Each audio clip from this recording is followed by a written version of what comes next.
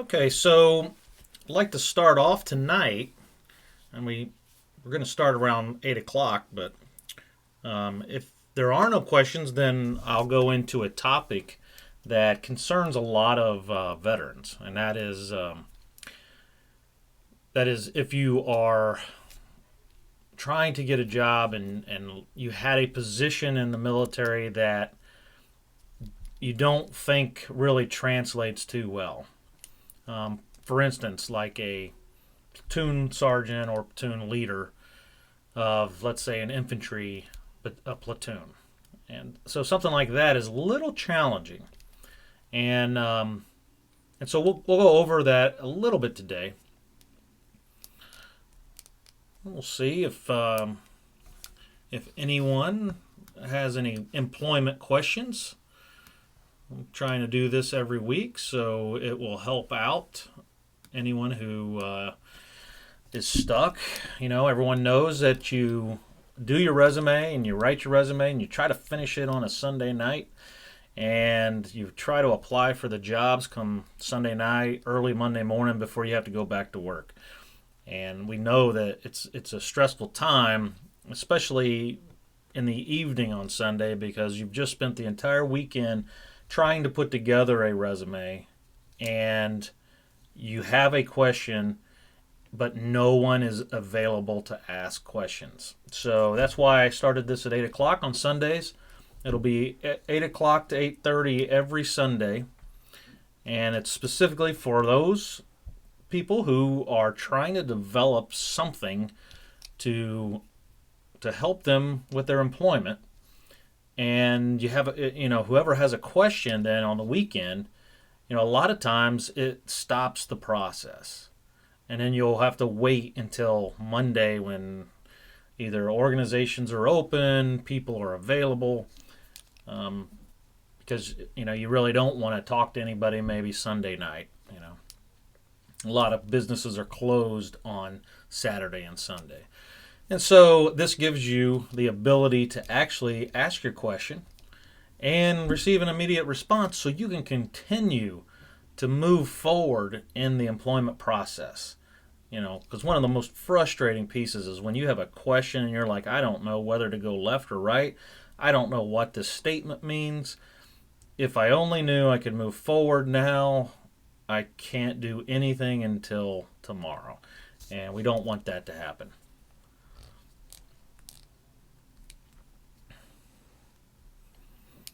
All right, one of the topics, like I was speaking of a little earlier, was as a platoon sergeant in the military, and let's say you're trying to get out, and so I had helped a Marine at one point who took some good advice and departed the military to get a bachelor's degree, obtained the bachelor's degree, and now he has the bachelor's degree, but it's been, let's say, 4 or 5 years since he had a position like he did in the military that was somewhat related to the job he was wanting.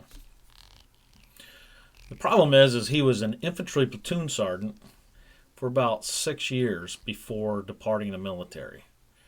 I probably wouldn't have given him the same advice, but like I said before, if you attend my webinars, all advice, most of it is good advice.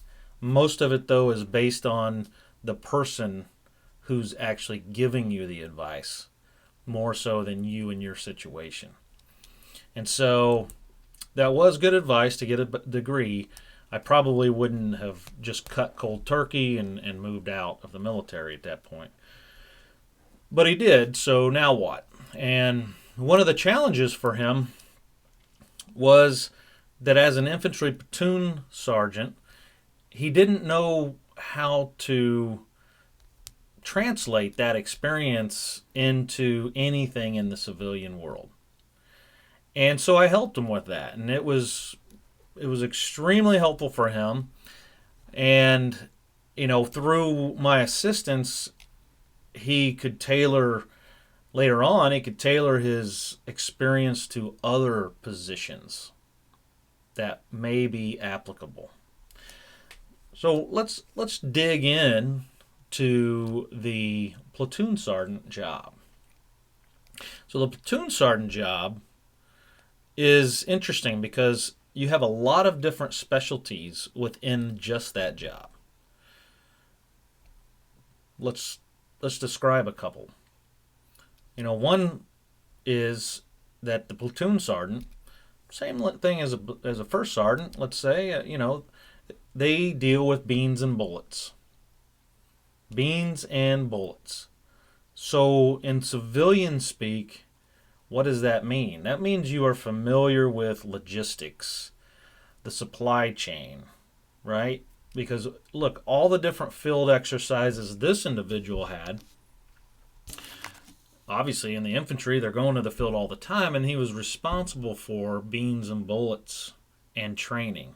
And so what we did was we tailored a resume for him for logistics positions, working in warehouses, where, all those skills. Now, because he was a platoon sergeant, we could tailor it towards more of a supervisory or a managerial position. And remember, manager and supervisor are not the same things in the civilian world. So, even leader. So anyone can be a leader. Not everyone's going to be a supervisor, but you potentially could be managing something, obviously. So for him, what we did was we leveraged his leadership, supervising, and managing as a platoon sergeant to that as managing the warehouse, managing logistics, the supply chain. And so that was one tailored resume. That was very powerful. And one of the reasons why it was so powerful was because we quantified everything. How many people did you have in your platoon? What different jobs were they doing or responsible for? How many exercises away from garrison did you have to go on? How many thousands of MREs? How many thousands of rounds? How many, weapons? All of this that we tried to quantify to show really what he did. I mean, most of you out there don't realize that you have actually done a lot. And it's difficult because we're so humble a lot of times. It's difficult to actually brag about what we've all done. But if you actually sit down and write down how to, what you've actually done and quantify it. For instance, and I give this recommendation to everybody, and that is, let's use him for an example. So he went to the field probably, let's just say once a month. I'm sure it was more than that. But let's say once a month for 5 days. Let's say he had 30 soldiers or Marines in his platoon. And he had to serve them a meal, MREs, at least twice a day, if not 3 times a day. Okay, so when you start adding that up per month or per field exercise, then you come back and you say, I did 1 5-day field exercise, averaged, 5-day field exercise every month for my entire time that I was at that assignment. Well, then what I would tell you to do, and you may be surprised at the numbers that you receive at this point, but what I would tell you to do is to take that one field exercise and multiply it, right? Once you find all the numbers, once you say 30 troops, 5 days, 3 meals a day, how many MREs is that? All right, how many rounds, vehicles, just how many for just that 5-day exercise, and then multiply all those numbers for the amount of exercises, of field training exercises that you actually went on for the entire time you were there. So if you were at an assignment for 1 year, you're going to have a large number. If you were at that assignment for 5 years, you're going to have a huge number. That is realistic.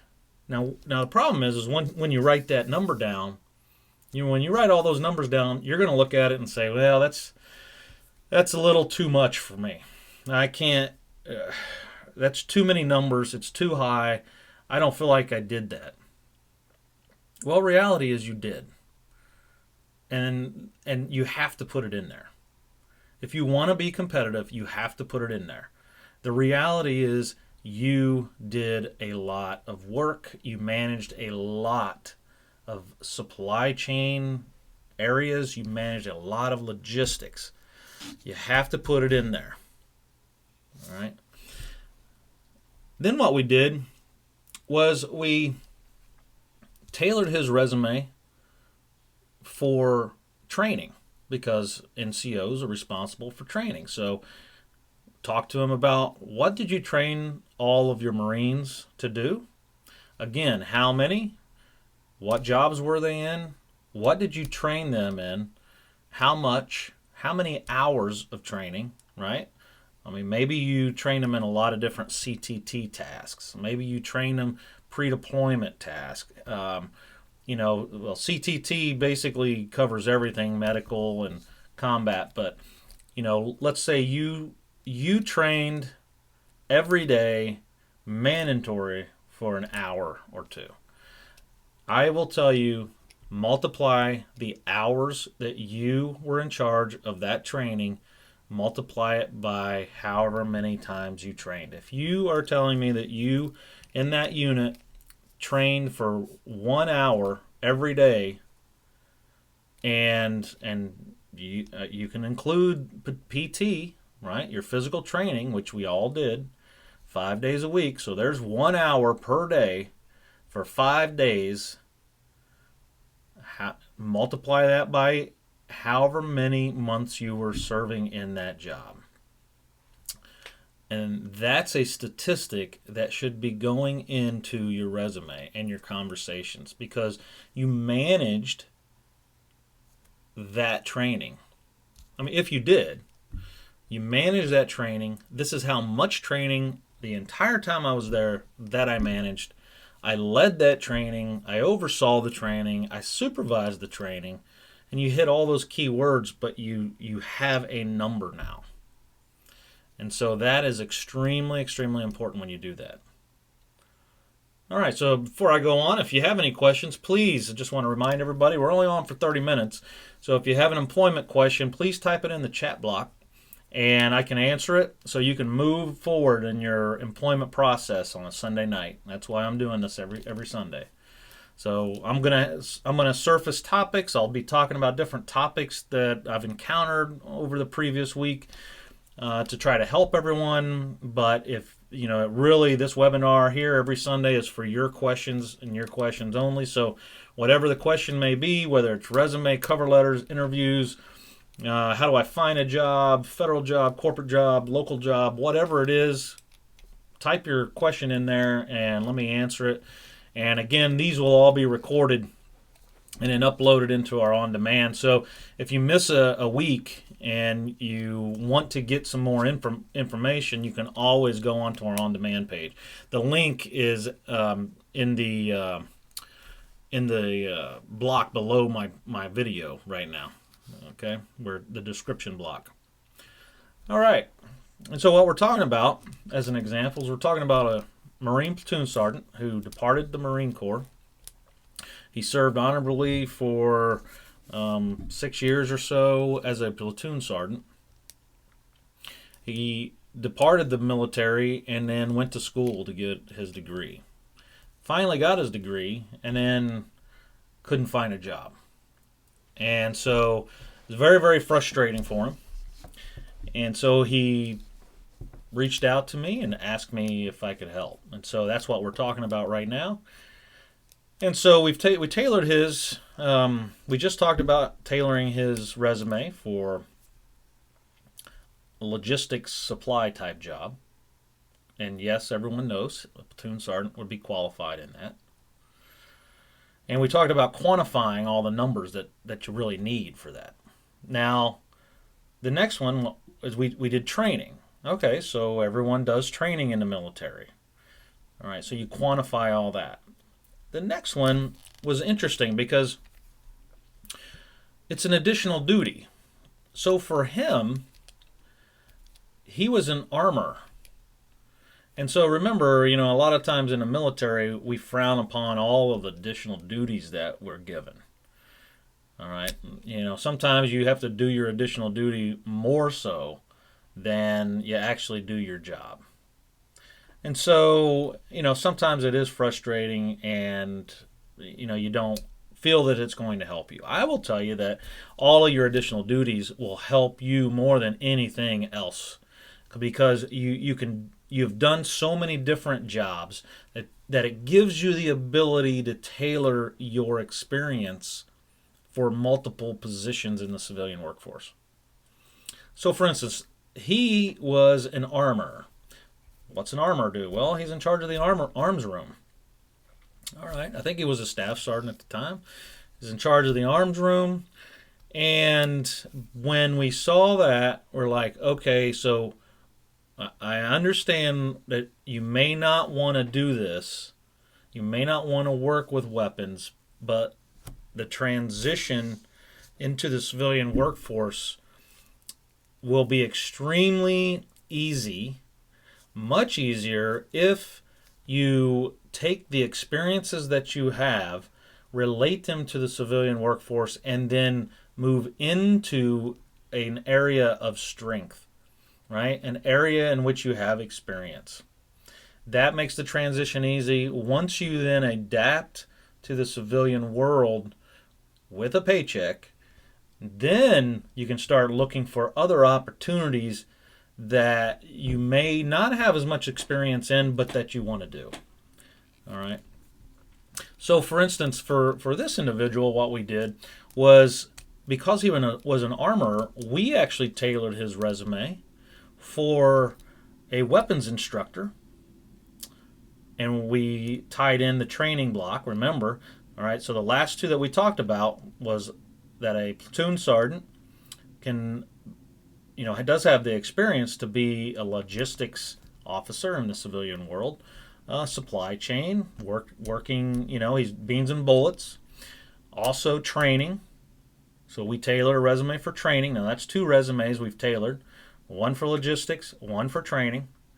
And now we're tailoring one for him as a weapons instructor, or even a safety range officer. Now look at all the gun shops out there.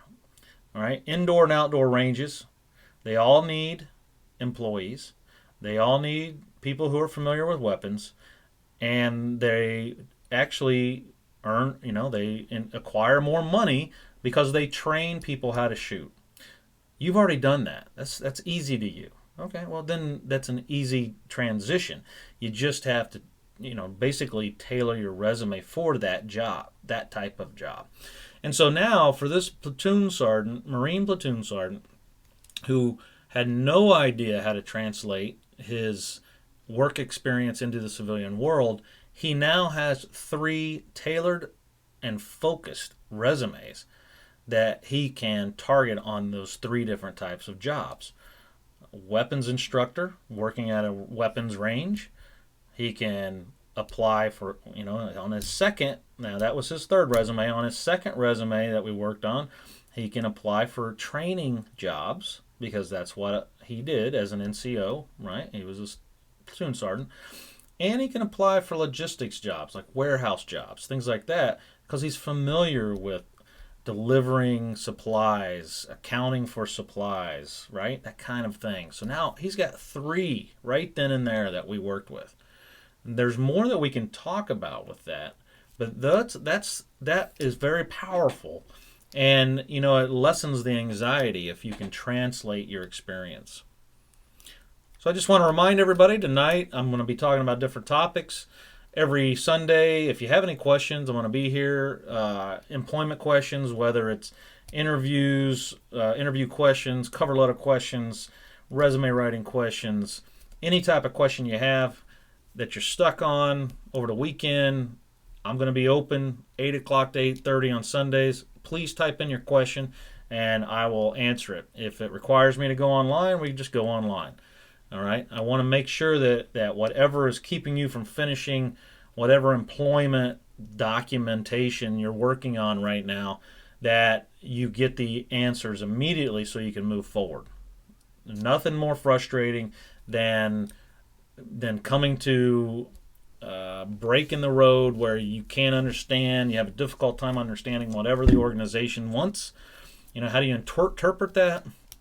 A lot of times it comes in with required documents. Let's say you're applying to USA Jobs and it asks for required documentation, and you have to apply tonight. Maybe the closing date is tonight on Sunday night, and you don't know what paperwork they're actually referring to.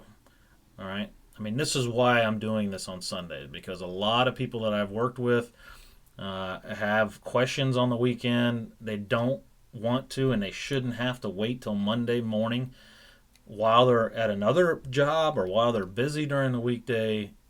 So ask your questions now, please, and I will answer them. That's why we're here. So anyway, what we're doing in the meantime is we got a few minutes left, and we're talking about a platoon sergeant who had reached out to me from the Marine Corps and had departed the Marine Corps based on guidance given to him. And he went directly into school and he got his bachelor's degree, which was fantastic. But the problem is now that he's got a degree, he's trying to get a job, and the challenge is he hasn't actually worked as a platoon sergeant or anything related to his degree for the last 4 or 5 years. And so although he has a degree, he's finding it hard to get a job, and he doesn't know how to translate his 6 years as a platoon sergeant in the Marine Corps to help him in that transition. And so that's why what we're going through. The bachelor's degree is fantastic, right? You need it. It's great. It'll elevate your salary. You add experience into that, or you have experience and you add the bachelor's degree into that, and then it makes you more competitive. So in his mind, he was starting from scratch because he couldn't understand how to translate his platoon sergeant time into civilian time and language. And so, like I mentioned before, when we walked him through that, now he's applying to positions in logistics, training, civilian ranges, and now he's doing that, and he's got a lot of experience, a lot of quantifiable experience that others are not going to have. So now he has an advantage over other applicants based solely on his military time. And even though it was years ago, because obviously his time in the military, he left and then went to school full time, it's still time that counts. Make sure he puts it on there, right? So we made sure he put it on there, all of it on there, quantified all of it. And then on his resume, we would put student at the top so they knew that he was going to school at the time. But it was a very short blurb. His experience was actually in the military that we put on there. But all of the experience was tailored to the job we were targeting. So for instance, if we were targeting a range safety job or an employment position at an indoor range, then we didn't need to put as much logistics language in his resume. So when somebody read his resume, they immediately came to the conclusion that he should be working in a range, not in logistics. So there was a theme there. So the resume conveyed that. And that's extremely important. So when let's say he applies for a training job, let's say he wants to be he works in a range, indoor range, where he trains people how to shoot. That would be an easy transition. So now, not only does he have the range, like an armor position, where he's in charge of a lot of different weapons, he knows the ins and outs of all the weapons, but he did training as well. So then we focused his training elements on weapons training more than all the other types of training. So now his themed resume basically shows a person who is extremely integrated and knowledgeable of weapons, a lot of different weapons, is qualified on the weapons, and has previously trained people on the weapons. And we've quantified all of that. So now whoever reads that resume will immediately know that the person is qualified for the job they've targeted. And that's how we walk through that. So as you can see, it's extremely important to do that. And there's other elements that we can do. For instance, if the individual was actually going for a supervisory job, then we could leverage all of the supervisor time that he had as a platoon sergeant, because he was in charge. In the military, you are a supervisor, manager, leader. In the civilian world, not always. And so knowing that gives you an advantage. And why does it give you an advantage? Because now you know if you want to apply to a managerial job, most of the time what that means is you're going to be a manager over some technical skill set, right? Something that somebody is conducting under you. Okay, so you're managing that area. So for instance, this platoon sergeant was managing logistics. So what's he done? So now we tailor all of logistics under that, right? We tailor all of that. And so now he's done management. Well, okay, now let's say he's applying to a supervisory job. Well, that's just as good because he was a supervisor. He wrote awards. He wrote evaluations. He conducted counseling, right? So he's not only managed people, but he's supervised people. So now all that he has to do is focus in on his managerial supervisory time and tailor that time. And at that point, now he is better qualified than most other applicants. All right? So that's a good way to do that, is when you're separating it. The benefit and the advantage that you have is that you have actually done supervisory work and managerial work simultaneously. Now you just have to break it out a little bit and tailor your resume to describe that. All right, so in the last closing minutes, what we're going to do is just open it up. If anybody has any questions, please ask your questions, and we'll get to them and answer them so you can move forward. Now, in the meantime, we'll just close with this platoon sergeant. Yeah, he got a position, got a lot of different offers, and one of the areas that was really good, I think, was his goal setting. My question to him was, where do you want to work and where do you want to live?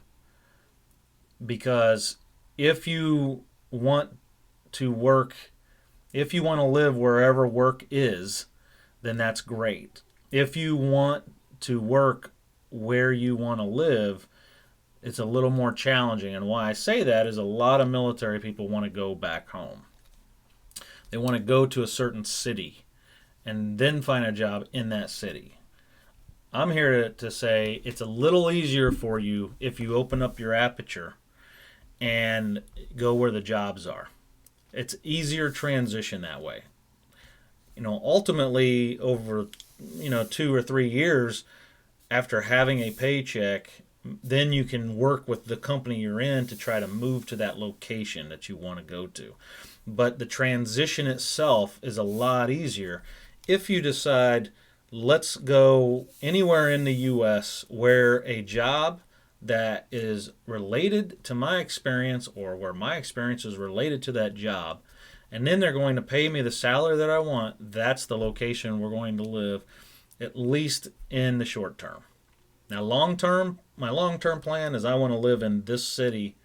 My short-term plan is I need to land a job to pay my bills, to support my family, and so we're going to focus on going to wherever the job is available. And then once we get to that job, the strategy will be, this is where your long-term goal comes in, the strategy will be to then maneuver our way to the long-term goal, living location. All right, so that would be my recommendation, and that's what he did when he was trying to find a position. His aperture was wide open to the United States, and we found him multiple positions based on all of those multiple tailored resumes. So, all right, so I'm going to end it now, and we've been on for about 30 minutes, and so one last request: if you have any questions before I end, please type them in, and we'll check it out and answer the questions that you have. It's been a great opportunity. Please come back every Sunday from 8 o'clock to 8:30. I'm going to be doing these Q&A sessions for any type of employment questions that you have. Most people conduct their resume writing and any of their interview preparation, all of that on the weekends. If you have a question regarding your employment processes, your employment questions, please ask them every Sunday. All right, so then we can move forward. It's only going to be 30 minutes long, and whatever questions you have, I'll go on the internet. If it's federal jobs, civilian jobs, corporate jobs, local jobs, doesn't matter. If it's interviewing, cover letters, resume writing, anything that you are stuck on that you need to ask a question about, I'm here to answer your question immediately so you can move forward in the process. All right, because there's no greater frustration than to start going through the hiring process where you're applying for positions and you're stuck because you don't know how to interpret something that the company has stated, or you don't know how that process works, and you don't know whether to click yes or no. Sometimes you're worried if that's going to make a difference, and a lot of times it does. So if you have any of those questions, then please surface them every Sunday. All right. And I have a lot of links there in the description page, so please visit our website, battlefieldresumes.com. And there's a lot of services there, a lot of free services. We have webinars every Wednesday, and then we have the Q&A sessions every Sunday. So I really appreciate the opportunity to serve and to help you through the employment process. Please come back and join us next Sunday. This has been Bruce Benedict with Battlefield Resumes. Thank you.